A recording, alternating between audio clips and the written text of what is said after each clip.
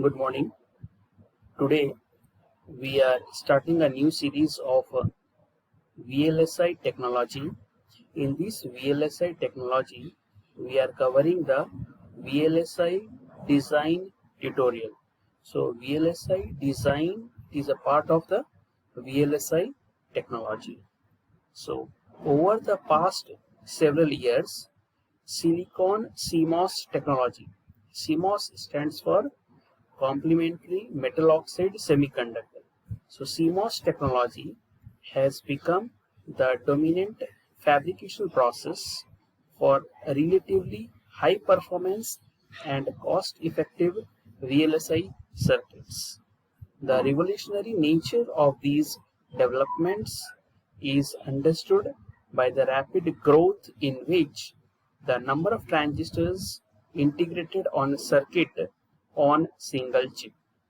In this tutorial, we are providing concepts of MOS integrated circuits and coding of VHDL and Verilog language.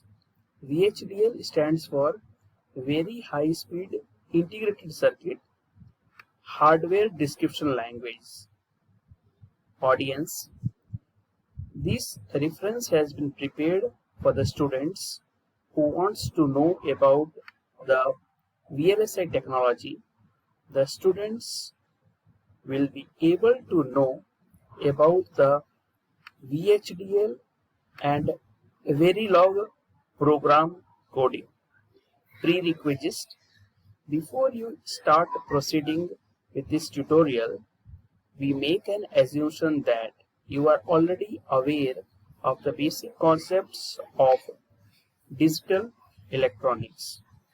So in this tutorial, we are having the VLSI design, which is the part of your VLSI technology, and the topic that we are going to cover, it will be starting from the basic of your VLSI technology.